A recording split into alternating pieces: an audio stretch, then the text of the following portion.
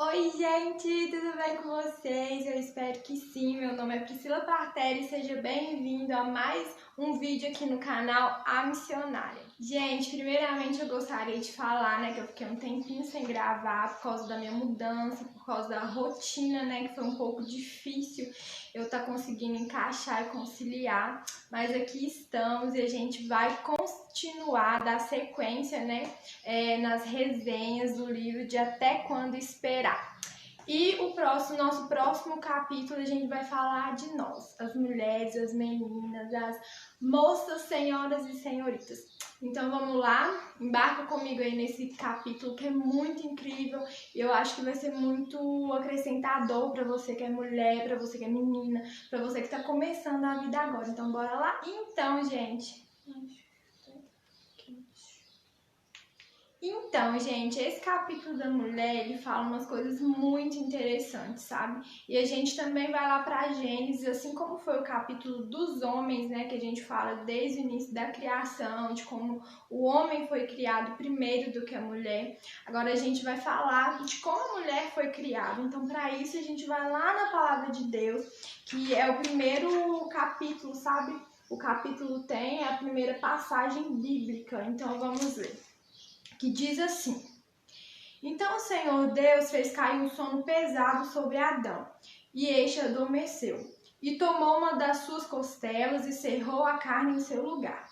E da costela que o Senhor Deus tomou do homem, formou uma mulher, e tornou-se a... Então o Senhor Deus fez cair um sono pesado sobre Adão, e este adormeceu. E tomou uma das suas costelas e cerrou a carne em seu lugar. E da costela que o Senhor Deus tomou do homem, formou uma mulher e trouxe a Adão. E disse a Adão: Esta agora é osso dos meus ossos e carne da minha carne. Essa será chamada varoa, porquanto do varão foi tomada. Gênesis 2, 21 ao 23. Então aqui ela já traz um embasamento para a gente, da palavra de Deus, porque esse livro ele é todo embasado na Bíblia.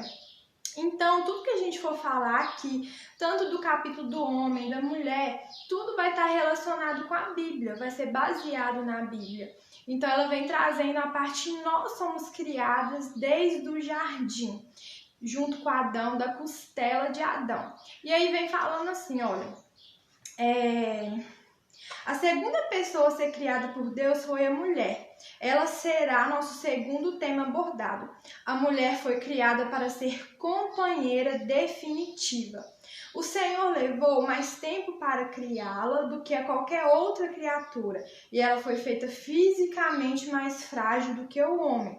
Foi criada a partir de um lado do homem para andar ao seu lado, nem atrás nem acima dele. Deus formou-os para serem vencedores juntos.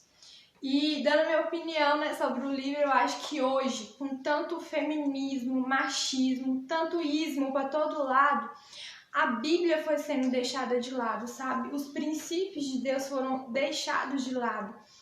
Porque hoje a mulher, ela não entende o que verdadeiramente é ser submissa. Porque a submissão não é a gente ser menos do que o homem, sabe? Mas é a gente entender, ele entender o papel dele e nós entendermos o nosso. Nós somos criadas para andar lado a lado, para ter o sucesso lado a lado com o homem. Não acima, não abaixo, mas estar lado a lado. Os dois vencem. Quando eles são um e eles têm o mesmo propósito, os dois vencem. Eles não viram uma só carne depois do casamento? Então, eles vencem junto também. E aí vem falando mais assim, olha. Tem sido claramente considerado ao longo dos tempos que uma jovem não deve tomar parte de relações sexuais até a noite do casamento. Uns dizem, não ouse dormir com um homem, ou, se engravidar, seus pais irão rejeitá-la. Essas são afirmações que acarretam muitos problemas para as mulheres. E até hoje já foram a causa de milhões de práticas de aborto. Tais palavras aterrorizam mulheres durante muitos anos. A noção geral do mundo e de muitos cristãos nascidos de novo é: se engravidar é culpa dela e é melhor que ela se vire. Em algum lugar dessa estrada, muitos indivíduos se esqueceram de que são necessários dois para criar um bebê. Essa atitude de exclusão tem deixado as mulheres feridas pela culpa e pela vergonha. Aqui a gente vai entrar no porquê da virgindade, no porquê que Deus criou o ímen, que Deus criou esse princípio para nós, seres humanos, para que a gente pudesse seguir e ser feliz nessa área da nossa vida. E teve gente me perguntando, antes, quando eu comecei a gravar os primeiros vídeos, de tipo assim, Priscila, é uma pessoa que ela não é virgem mais, que né, já se casou, já separou, mas tem uma nova vida agora. Nos próximos capítulos, a gente vai aprender muita coisa ainda nesse livro. E nos próximos capítulos, a gente vai falar sobre isso, sobre pessoas que não são virgens mais, mas elas querem seguir esse caminho da pureza.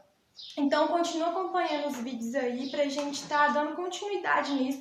Para você que, né, às vezes se perdeu lá ou se converteu depois de muito tempo, você já teve uma história de vida e você quer hoje fazer diferente, você quer hoje ser uma pessoa diferente. Então, continua assistindo os vídeos que eu vou estar postando. Tem uma oração de renúncia, né, que a gente aprendeu lá na introdução, que a gente tem uma ligação espiritual com a pessoa, que a gente tem relação sexual e que uma oração de renúncia para você se desligar dessas pessoas, se você desejar fazer essa oração. E aí vem falando assim, qual é a verdadeira razão para a virgindade? O que a palavra revela sobre este assunto?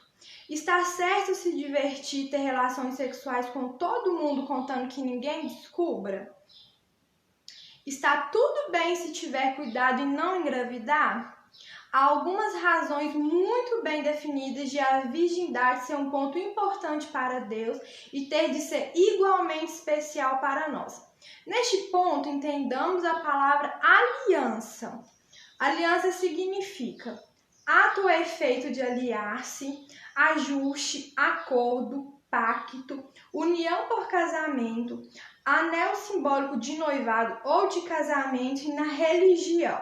Cada um dos pactos que, segundo as Escrituras, Deus fez com os homens. Relação estabelecida entre indivíduos ou grupos sociais, abre parênteses, famílias, parentelas, grupos de descendência ou outros, fecha parênteses. Por meio de casamentos ordenados por regra específica de determinação do cônjuge permitido o casal. Determinação do cônjuge permitido ou ideal. Consentimento ou acordo mútuo de duas pessoas para fazer ou evitar algum ato ou alguma coisa, contrato ou pacto. O pacto quer dizer ajuste, convenção de contrato. Compactar, comprimir, tornar compacto ou mais compacto. Então, a gente vai falar aqui de aliança, né? Porque quando a gente tem uma relação com uma pessoa, a gente tem uma aliança com ela. Então, a aliança para Deus é algo assim muito importante, sabe? Muito significativo. E para a gente também tem que ser, a gente também tem que ver as alianças do jeito que Deus vê. Então, para a gente não errar tanto na nossa vida. E aí vem dizendo assim, estabelecer uma aliança de sangue é dar de si mesmo ao outro. Esse acordo deve assegurar a proteção do mais fraco pelo mais forte. A ideia original da aliança de sangue é que este é a vida da carne. Lá em Levítico 17:11, na parte A, diz assim, porque a alma da carne está no sangue. Passando de um para o outro causa mistura de vida e personalidade, uma alma em dois corpos. Portanto, deixará o homem, pai e mãe, e se unirá à sua mulher, e serão dois numa só carne. Mateus 19:5. Quando o casal se une no ato sexual pela primeira vez, é o plano de Deus que haja uma aliança de sangue entre eles. E as primícias dos frutos devem ser ofertadas a ele. Na palavra de Deus, a gente fala muito sobre primícias, né? E a gente fala de primícias só do dinheiro, do trabalho da gente, né? Quem planta, da plantação, né? Naquele tempo lá na Bíblia dos animais, que era primícia dos animais. E primícias é tudo que vem primeiro. Então, num casamento, num relacionamento, a relação sexual também tem que ser uma primícia para Deus, sabe? Aquele primeiro contato, quando ele é feito debaixo da obediência, ele é uma primícia para Deus. E Deus recebe isso, sabe, como primícia, como honra, como gratidão a Deus. E a gente precisa entender isso, sabe?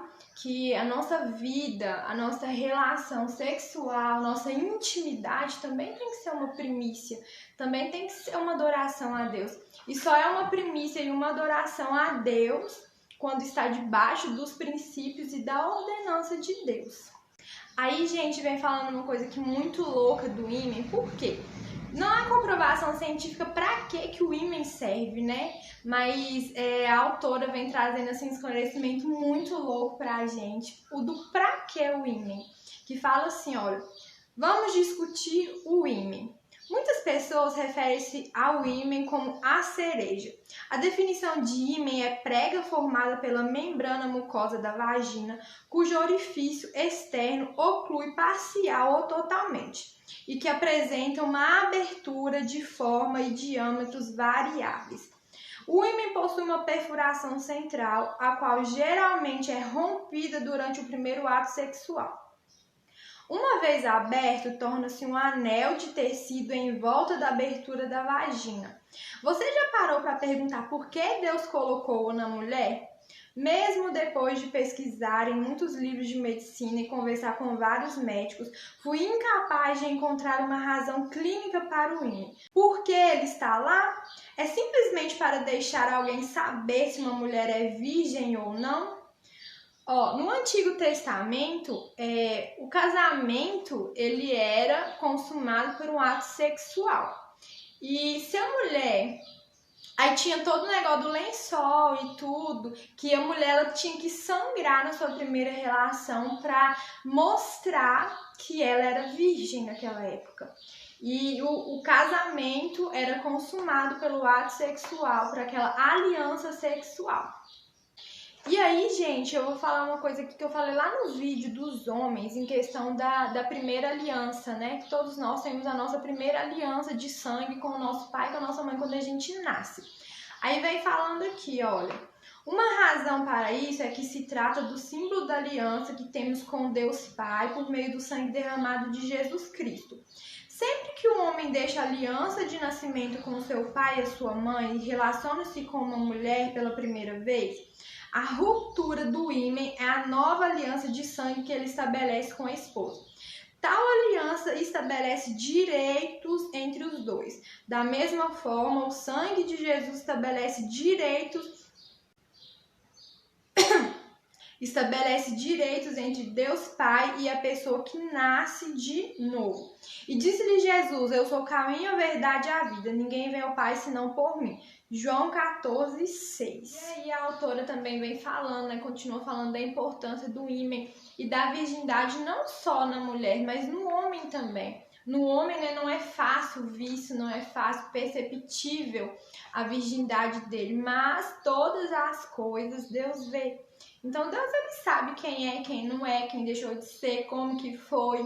Então a gente precisa, sabe, ter essa noção de que Deus ele vê todas as coisas. E a pureza, a virgindade para ele, o ímen, aquela primeira aliança que vai ser eterna, é muito importante.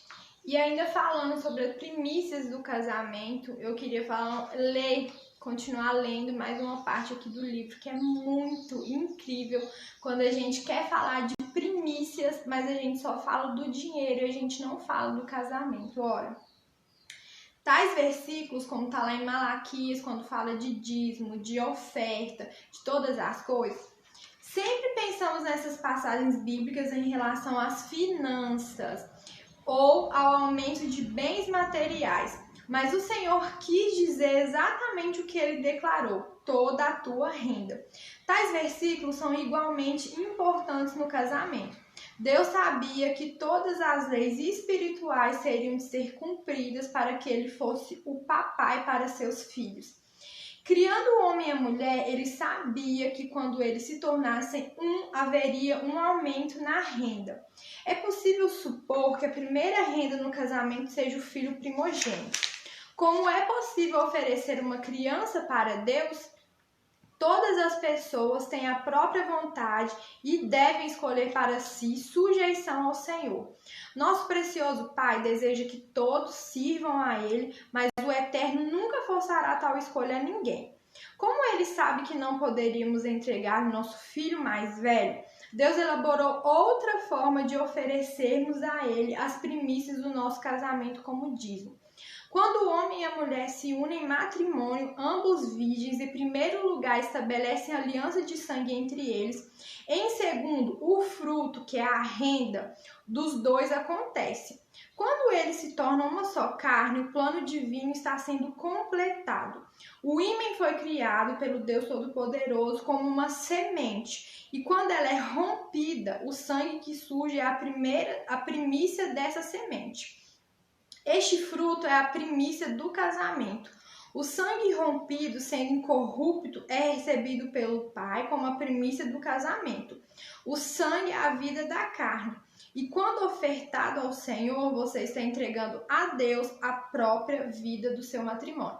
Só que aí a gente fala assim, nem toda mulher, quando ela tem uma relação, ela sangra. E aí? Como que isso acontece? Realmente, nem toda mulher ela tem um sangramento quando ela tem a sua primeira relação. Mas o ímen, ele foi rompido.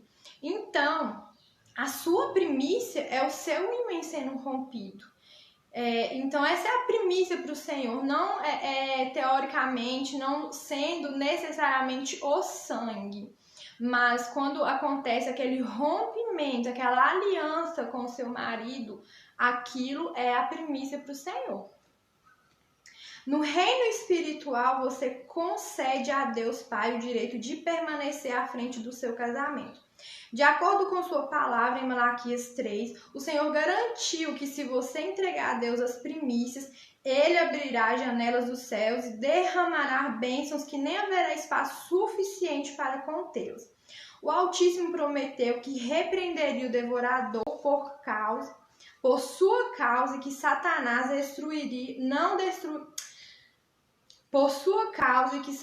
não destruiria o fruto de sua terra. O Eterno também assegurou que sua vinha não seria estéril. O fruto da sua terra é tudo que resulta do seu casamento, desde filhos e todos os bens materiais. A vinha representa seus filhos, uma continuação sua. Portanto, seus filhos não perderão o seu fruto antes da hora e do tempo. Por quê? É a lei do semear e colher. Quando a gente semeia isso, santidade, pureza, os nossos filhos provavelmente também vão semear a santidade e pureza. E Satanás, ele vem tentando deturbar isso nas nossas famílias, nas nossas casas. E é muito triste, porque é uma geração em geração a família com a vida sentimental destruída, a vida emocional destruída por causa disso, por causa de coisas passadas, e a gente precisa ter essa noção na nossa mente. E aí fala assim, olha, o diabo sempre soube que o ímen era a semente que traz a primícia do casamento. Por isso ele estabeleceu roubar a oferta do fruto de todas as mulheres que pudesse. Em milhares de vidas ele teve sucesso, mas é tempo de darmos um basta nos seus modos de ladrão, usando o conhecimento da palavra. Deus deseja que sejamos livres para sermos propriedade dele, escondidos debaixo da sua sombra para que ele repreenda o devorador. Os pais não desejam ver seus filhos feridos de forma alguma. Um pai amoroso fará qualquer coisa a seu alcance para deter alguém que magoe seu filho. Quando uma criança não ouve seu pai e desobedece a ele, muitas vezes acaba machucada. O mesmo princípio está em operação em nosso relacionamento com o Altíssimo. Ele nos ama mais do que poderíamos amar nossos filhos e deseja apenas o melhor para nós. O amor do Senhor por nós é tão grande que ele enviou seu Filho para morrer, para que tivéssemos vida abundante na terra e um lar celestial em paz irmos quando nossa obra cessar. Deus deseja a nossa obediência à sua palavra, porque sabe que dessa forma o diabo não tem qualquer direito legal de nos fazer coisa alguma. Então é isso, gente. A gente entender isso, que é uma primícia para o Senhor, sabe? A nossa primeira relação, a nossa primeira entrega. Não é válido somente quando as pessoas não sabem o que está acontecendo, sabe? Porque Deus, ele está vendo. Ele vê o nosso coração, ele vê tudo que a gente faz o tempo todo, 24 horas. Então, que se você deseja ter essa pureza, sabe, na sua vida, às vezes você já errou muito na sua vida sentimental, mas você quer prosseguir de maneira diferente, esse também é o primeiro passo, se guardar. Entender que para o Senhor é importante, muito importante, que você, que eu nos guardemos, seja você homem, seja você mulher. Nós precisamos nos guardar, e esse foi a resenha do capítulo das mulheres, do livro Até Quando Esperar. Eu espero que você tenha gostado. Se foi legal para sua vida entender isso, compartilha com outras pessoas também, para outras pessoas serem abençoadas, sabe? Tantas meninas novas aí tendo essa vida, sabe? Destruição. Então, um grande abraço, que Deus abençoe você, e eu espero que tenha acrescentado muito para você, assim como tem acrescentado para mim também, tá? Um grande abraço e até o próximo.